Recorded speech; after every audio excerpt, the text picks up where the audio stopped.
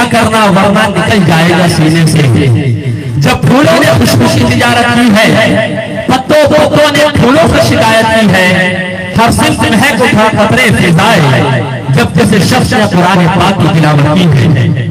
ماشاءاللہ قاری صاحب نے اپنے خوبصورت لب لہجے سے اس خوبصورت محفل کا خوبصورت آغاز کیا. میں سب سے پہلے گزارش ہوں کہ جتنے بھی رضاکار حضرات ہیں ان کو جو ذمہ داری دی گئی ہے وہ اپنی ذمہ داری کو بھرپور طریقے سے اسے ذمہ داری سمجھ کر ذمہ داری کو پوری کرنے کی کوشش کریں. بارہا یہاں اعلان کیا جا رہا ہے کہ جتنے بھی اس پروگرام کے رضاکار حضرات ہیں وہ اسٹیج کے قریب آ جائیں. ان کو جو کام دیا گیا ہے، ان کے حصے میں جو کام آیا ہے، وہ اپنے کام کو بخوبی طور پر انجام دیں. حضرات محترم، موسم سازگار نہ ہوتے ہوئے، کیونکہ یہ پروگرام کئی دنوں پہلے سے یہ سوچا گیا اور جناب حضرت مولانا ممتاز صاحب مظاہری دامت برکاتہ العالیہ نے بہت دقت و پریشانی کے بعد یہ پروگرام کو رچایا ہے، سجایا ہے، بسایا ہے. اور ان کے تمام کمیٹی والوں کو بھی مبارکباد پیش کرتا ہوں کہ انہوں نے آج کے اس پروگرام کو منظم طریقے سے سجایا ہے. قابل مبارکباد ہیں وہ لوگ جو ان کا ساتھ دیا، جنہوں نے ان کا ہاتھ بڑھایا. لیکن کچھ دیر کی بات ہے، اگر آپ اپنی ذمہ داری کو سمجھ کر ذمہ داری کو پوری کریں گے تو انشاءاللہ یہ پروگرام تاریخ ساز پروگرام ہو جائے گا. حضرات گرامی، میں اپنی بات کو طول نہ دیتے ہوئے، کیونکہ موسم کی تبدیلی بہت جلد ہو رہی ہے، اس لیے میں مناسب سمجھتا ہوں کہ پروگرام کو باضابطہ آگے بڑھایا جائے.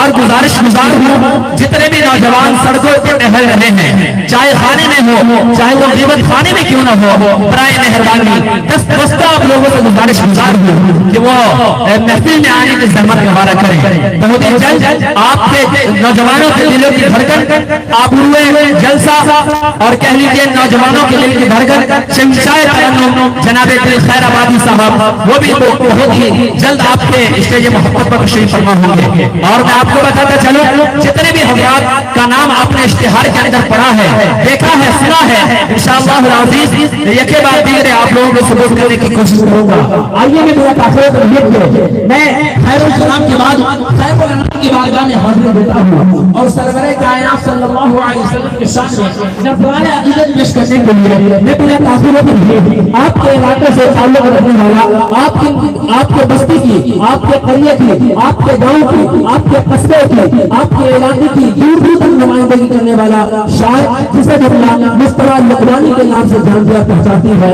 میں بلا تاخیر جناب مصطفیٰ لقمانی سے گزارش ہوں کہ وہ مائک پر تشریف لائیں اور میں آپ کے کلام سے صاحب اقلام کو بیدار کریں. اس شیخ کے ساتھ ان کا استقبال ہے کہ جس کا جو کون ہے کس کا ہے اسی پر، لیکن میری سرکار کی شمشت نے یہ ہمت دے دی کہ ہندوستان کے ممبر پر جگہ آقا نے رات گئی میں زمانے کے بازار میں مائک پر آپ کے علاقے کا شاعر ہے، آپ کو سفر ماشاءاللہ.